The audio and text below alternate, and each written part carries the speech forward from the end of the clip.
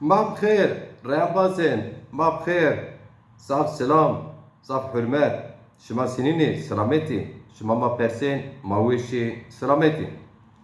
Gel şarê ma her roj kar û xebatê şarê xwe de verşênê.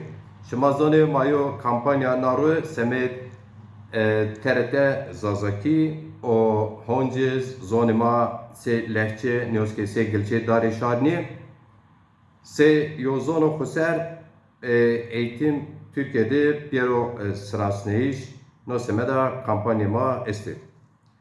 Kampanya ma çeher şekil xu este.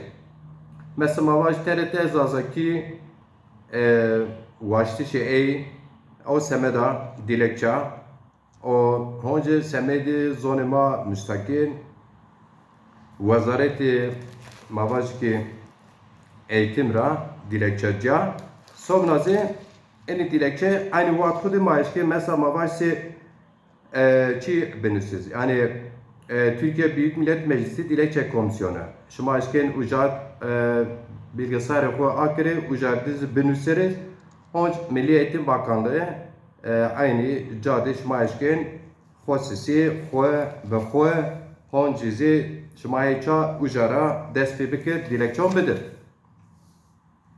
Merhaba kıymetli takipçilerim, merhaba. Hepinizi saygıyla, sevgiyle selamlıyorum. Kıymetli takipçilerimiz biliyorsunuz biz Dezapar Demokrasi Zamanı Partisi olarak yoğun faaliyetlik içerisindeyiz. Geçen günlerde biz iki imza kampanyasını başlatmıştık. Birisi TRT Radyo bünyesinde 24 saat faaliyet yürütecek canlı ya da cansız paket yayın yapabilecek Zazaki TRT Zazaki talebimiz bir de Türkiye Milli Eğitim Bakanlığı müfredatında Zazaca'nın müstakil dil olarak tanıması yönünde kampanyamız var. Biz kampanya başlatmıştık. Bu kampanyalar 4 çeşit olarak yürütülecek. Bir TRT Zazaki kişi kendi isim, soyisim, TC kimlik numarası ve imzasını ıslak imzayla atar.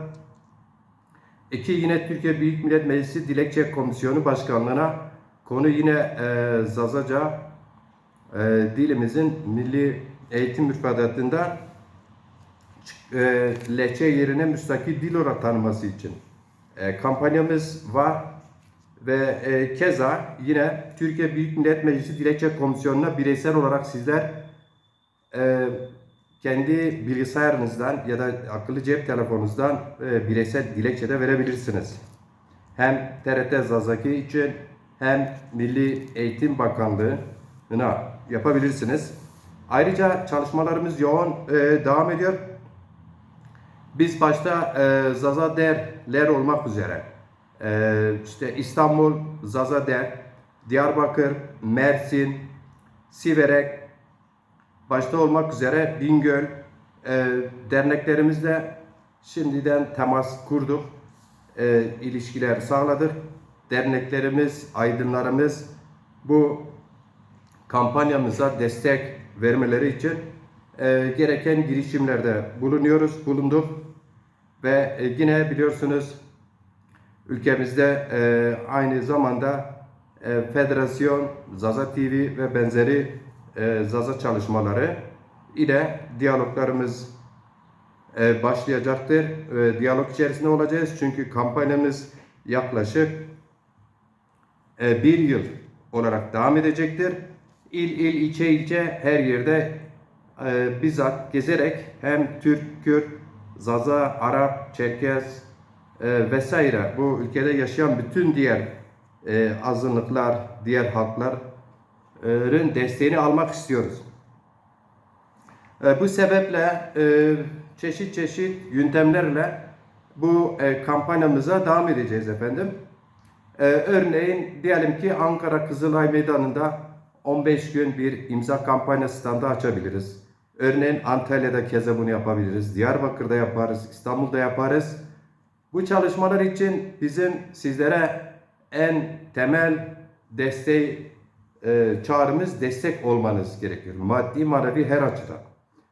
Bu kampanya ülkede bulunan ya da yurt dışında bulunan Türkiye Cumhuriyeti Devleti vatandaşı olan her bir insanımız, hiç ırk ayrımı yapmadan her birisini hedefliyor. Herkesten imza alabilirsiniz arkadaşlar. Kim ki istiyor ki bu imzalara, bu kampanya destek versin, bizimle iletişime, arkadaşlarımızla iletişime geçebilir. Bizler bu çalışmanın yol ve yöntemini kendilerine anlatırız. Evet, hepimize büyük sorumluluklar düşüyor. Bir yıl biraz da kendimiz için çalışalım. Bir yıl biraz da biz de varız. Bu görev hep birimizin, her birimizin görevidir. Sadece bir parti bu çalışmaya öncülük yapıyor olabilir. Tabii ki yapmalı. Siyasi parti buna öncülük yapmalı ki yapıyor, karar almıştır. Sizler de bu çalışmaya hangi parti, hangi dernek, hangi kesim yapıyor bakmaksızın bir bütün olarak hepimizi ilgilendiren bir kampanya olduğu için herkesten destek bekliyoruz. Duanızla, maddi imkanlarınızla, fiziki olarak kendiniz bu çalışmaya katılıp bizlerle kolektif bir şekilde bu çalışmayı birlikte sürdürebiliriz. Bir yıl sonra derneklerimizle, aydınlarımızla bir heyetle yılı dolduğu zaman topladığımız bu dilekçelerimizi Türkiye Büyük Millet Meclisi'ne gerekli muhataplarımıza teslim eder, basın açıklamamızı yapar ve görevimizi en azından bir yıllık görevimizi tamamlamış oluruz. Hepinizi saygıyla, sevgiyle selamlıyorum.